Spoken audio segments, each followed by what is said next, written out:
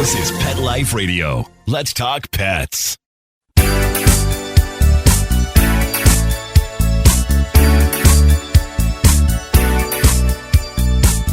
Hello!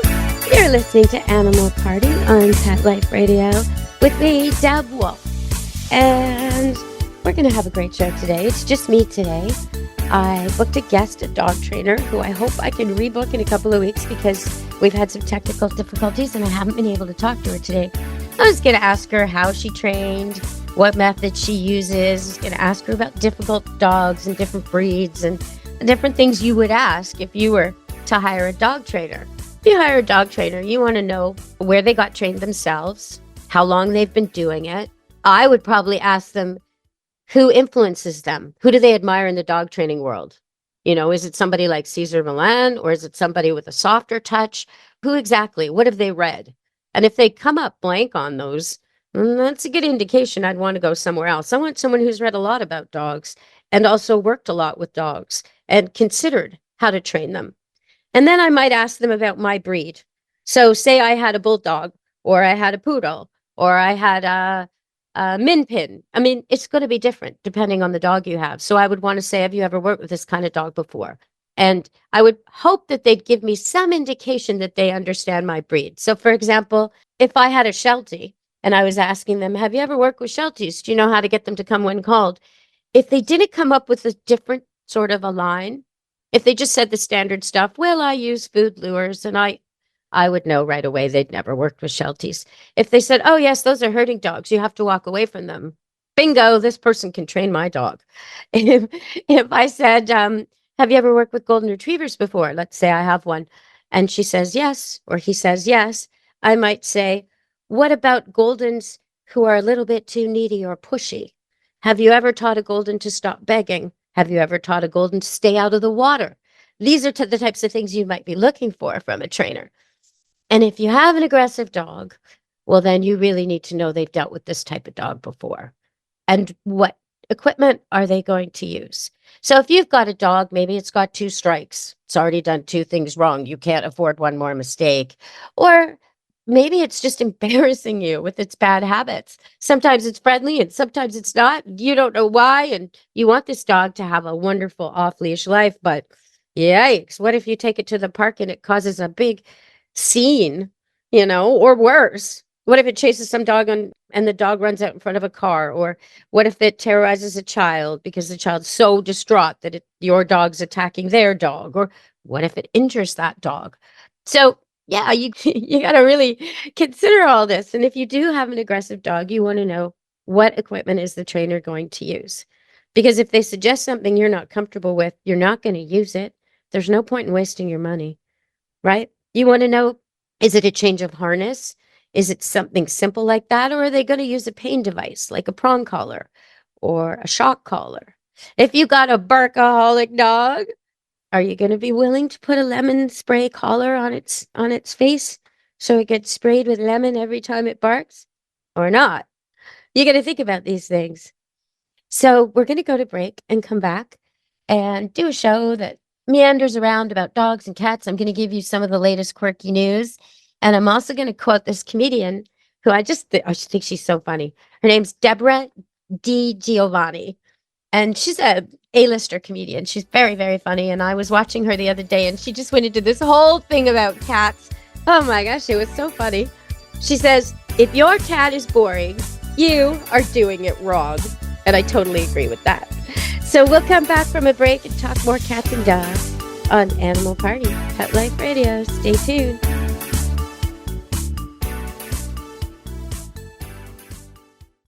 Take a bite out of your competition.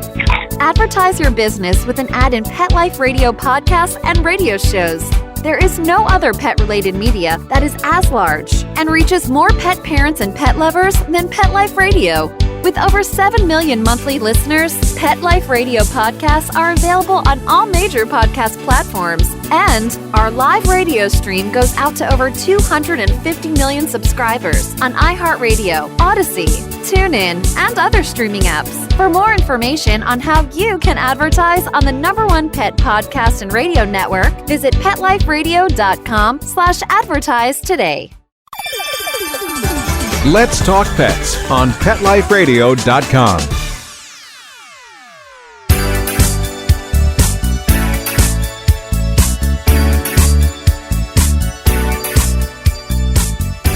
Hello! We're back on Animal Party on Pet Life Radio. And, what should I do first? Well, okay, so Deborah DiGiovanni in her comedy routine, she opens up this bit on cats by saying, "My cat's better than your cat." Now, I don't want to start anything, but it's true. And I think that's great. My dog's better than your dog. My cat's better than your cat. My dog's cuter than your dog. How can you pick? Right? It's like the prettiest baby. It's impossible. They're all winners. But I think she's right. If your cat is boring, you are doing it wrong. She also she does a whole bit on cats with hairballs and the bliss, the joy of waking up to the sound of a cat barfing in your bedroom. So if you can catch any of her act, I highly suggest it if you're a cat lover. Check out Deborah DiGiovanni. All right, so now we're going to go back to the news a little bit. I was trying to distract myself, and I was watching this show, Emergencies, ER Emergencies. And I was just watching it mindlessly as I was doing some bookkeeping, and all of a sudden they show this pug. And I'm thinking, oh no, why is there a pug in a hospital?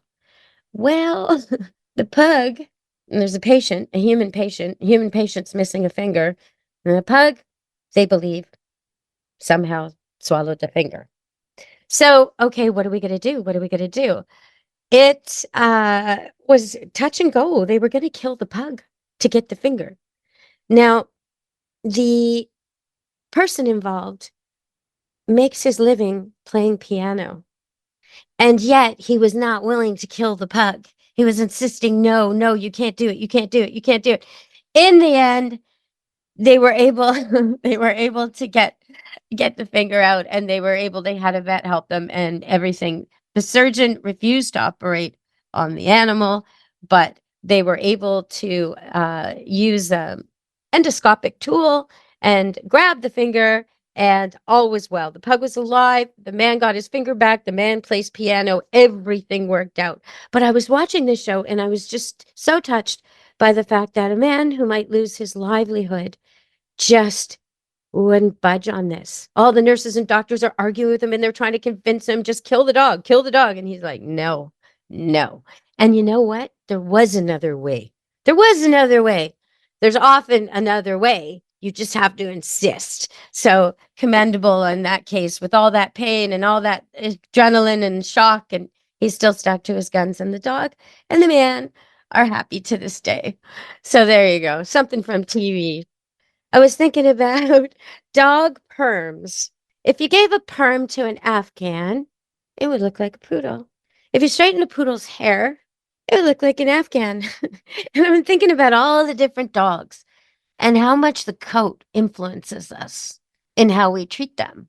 If a dog has spots, if a dog has stripes, he's more likely to get adopted.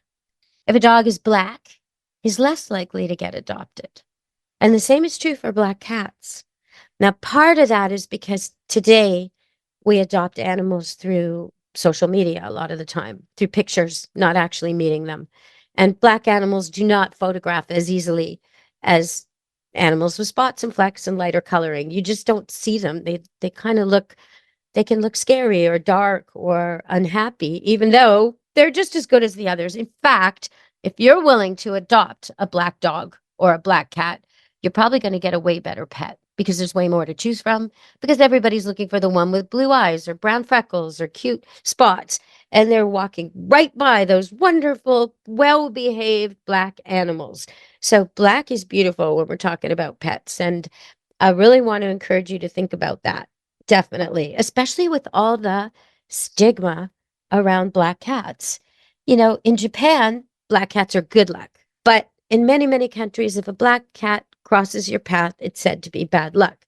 It's ridiculous. It's absolutely ridiculous.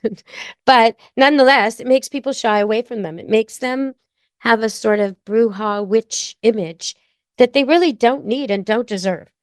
So if you're willing to take on a black cat, as long as you're willing to keep it in during Halloween, when people do nasty things to them, you're going to get a way better pet. You're going to get so much choice. at a shelter or anywhere really. So it's a great idea. Okay, so, I had a question. All right. We're going to deal with the cat question, then we're going to go to break. There's a question about a needy cat with a K. And the person says this cat is pretty well adjusted and happy, uses the litter box, has no health problems. But, dun, dun, dun, dun, there's always a but, right? When it comes to Animal Party Pet Life Radio, my show, when people write in, there's always a but. My dog's the best dog ever, but he pees everywhere.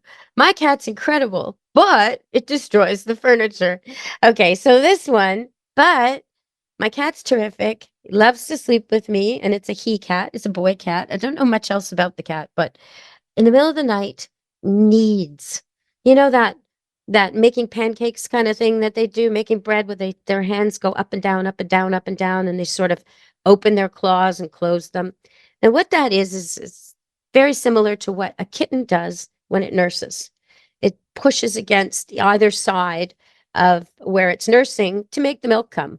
So, you've seen babies do this too, but cats really do this. The 8 little kittens will all be nursing at the same time, and they'll all be looking like they're like they're paddling away, right? Like they're just kneading bread. Boop, boop, boop, boop, boop. Right, left, right, left, right, left with their front claws.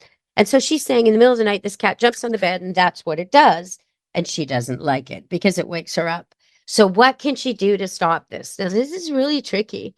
It's one of the hardest things to break. And actually, she's lucky it's not suckling at the same time, because there's a lot of cats who do that. And then they make the bed wet, and that's extra nice. But the easiest solution would be to keep the cat out of the bedroom at night, so you completely avoid that habituated behavior. And then at other times, bring the cat into the bed when you're awake enough to deal with it. Watch TV or whatever it is you want to do, be on your phone, TikTok, whatever. But be in the bed as if you're going to sleep. The cat will come running. The cat will come and try and initiate the same behavior. But you'll be awake enough to interrupt it. So you can hold the cat's paws. You can block the cat from kneading. You can distract the cat by doing other things, petting it in a different way.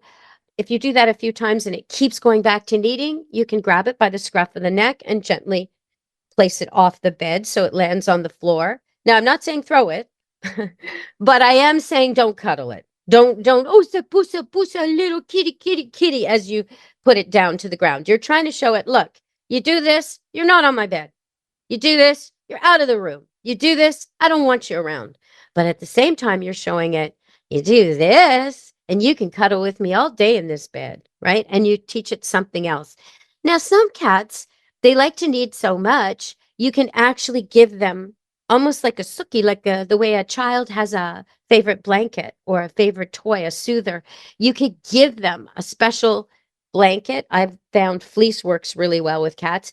That's theirs. And they're allowed to knead it, and they're allowed to play with it. They're allowed to suck on it. You don't really care what they do with it because it's theirs. Make sure it's washable. Make sure you have more than one, and just keep it rotating. That's another way to deal with this. So the cat will be kneading its blanket, not your body, and probably not even wake you up. So that's one of the things you could try when you're awake, when you're spending time with the cat in the bed to teach it a new behavior. You could try teaching it to knead its own blanket, or even a small stuffed animal that's squishy and sort of similar to the feel of your arm or your leg or whatever it is your cat likes to knead on. Try that. Now, if you do a stuffed animal, you should probably sleep with it first so it smells like you. Because all of this is really your cat showing you that it thinks you're its mother and it wants to get close to you. So it's really not a bad thing. You might want to reconsider tolerating it. The dry kneading is a lot better than the wet kneading. Okay, everybody, we're going to go to break and come back and talk about dogs. Stay tuned.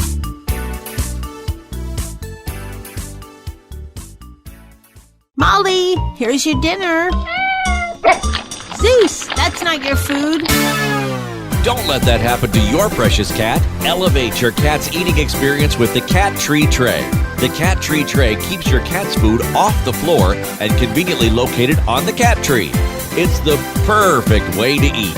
It's a beautiful wrought iron tray that easily attaches to your cat tree and keeps dogs and other critters out of your cat's dish. A must for multi-pet households. There's a 6-inch tray for large bowls and a 4-inch tray for smaller bowls. Purchase your cat tree tray today. Go right now to cattreetray.com.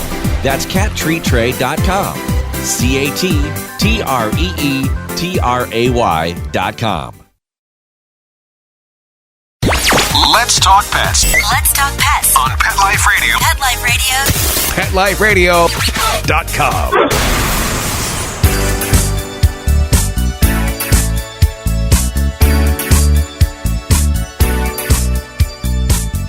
Hello, we're back on Animal Party, Pet Life Radio with me, Deb Wolf, and I'm so happy to be here. Recently, I got my latest statistics. Here we go. We need a drum roll for this.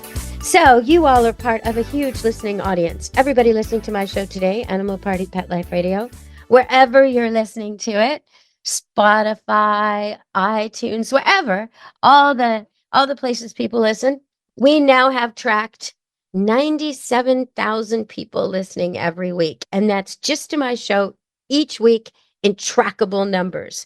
There's actually more people because there's downloaders and there's subscribers and there's network listeners. Pet Life Radio has over 7 million monthly listeners, and Pet Life Radio has a live stream of 250 million. And that was last fall. I haven't updated those statistics. There's also subscribers on iHeart. So we have a huge listening audience. Pet Life Radio is the #1 pet station in the world now. And I'm so happy to be part of all that. And if you're interested in advertising with the show, please contact us because I would love to talk about your product, love to interview you on a show, and we can play some ads, especially if it's a dog or a cat product that you're willing to send me a sample for so I can try and review because I really love to test the stuff I'm advertising. And it can be anything from a bounce dryer sheet that gets rid of pet hair. I have the pets to test it, to a vehicle that's designed for pets. I'm kind of in the market right now, and I've been looking at cars. And if you've got a vehicle that you think is really, really good, and I'm not talking about advertisers right now, although, yeah, you can contact me too. I'm talking about people who own pets. If you've got a vehicle that you think is the best for getting your dogs to the dog park, I have a Mazda SUV. It's sort of built like an Eclipse. And it's getting old. It's a 2005. It's seen many, many dog parks. And it's time for me to update. So I need a new, probably a used, but another vehicle. And I want one that dogs can get in and out of easily. Now, I don't want to be low to the ground like a minivan. So that's just letting you all know.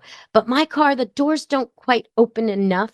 They have an angle. So my oldest dogs have to kind of be helped into the car or cajoled, or I have to use a ramp at the back. And it's just not that convenient as my dog's age. So, or when I have a pregnant dog, that can be a problem, or an injured dog.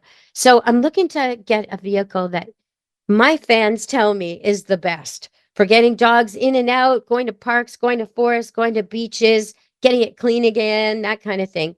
Probably going to be taking between 4 and 8 dogs every time because that's how I roll, people. That's what I like.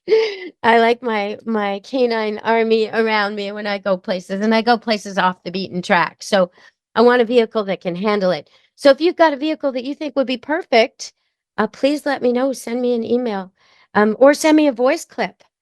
Deb@PetLifeRadio.com.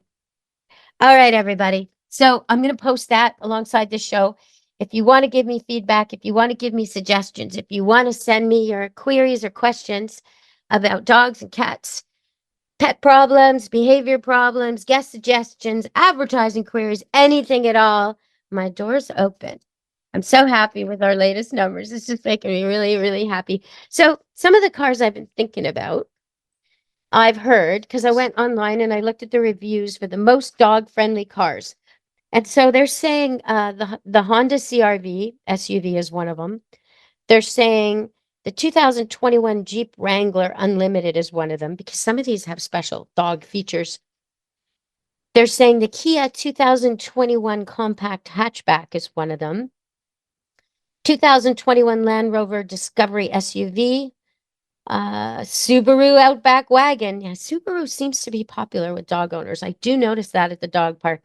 And of course, there's a couple of Teslas. There's a Model Y compact crossover. There's a Volvo. There's a Chevy. Are they kidding me? Someone sent me an email telling me I should get a 2021 Corvette sports car. That can't be right. That just can't be right. And then they say the Explorer has a bench seat. Well, I've had some bad experience with the Explorer in the past, so I don't think I'd go that route. But I'd really like your suggestions because I am looking. And someone said the Bronco Sport SUV is the car. Now, I remember watching OJ in his Bronco way, way back when CNN was new and they were tracking him. And I remember thinking, gosh, I like that car. so maybe the Bronco Sport SUV is the one for me. I don't know. Let me know, you guys, because a lot of times the cars are advertised as dog friendly, but they're really not. And I want easy load and load out. I want a little bit high off the ground so I'm not getting stuck places if it snows. And good mileage would be nice. So if you've got a car you love for taking your dog somewhere, let me know what it is. And if you're an advertiser that thinks you've got the car for the dog walking crowd, I have 97,000 dog walking listeners who would love to hear about it. Okay, so we're going to go to one more break and come back. Stay tuned, and I'm going to be talking about a sloth. Yeah, really, on Animal Party, Pet Life Radio. Begging to hear more of your favorite show? Full episodes of all our shows are available on demand. Go to PetLifeRadio.com to fetch our entire lineup of Possum Pet podcasts. Also, dig us up in iHeartRadio and iTunes. Let's talk pets. Live and on demand only from Pet Life Radio.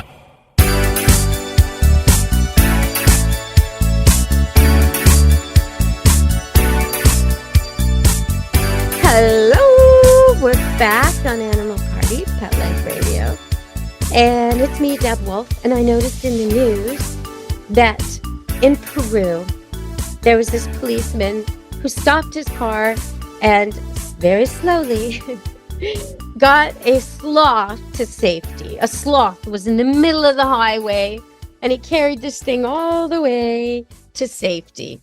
And I gotta say, there's so many instances like that. Recently out near Soup, there was a dog stranded and the Coast Guard came and saved it. And it's just so wonderful when the authorities step up and save animals. It's such a good feeling. And they have to go out of their way to do it. It's really not in their job description. So I just wanted to give a shout out to all the first responders who've ever responded to an animal emergency when it isn't really in your job description. Thank you. The karma will repay you, I'm sure. Okay, so we have some news in a place called Powell River.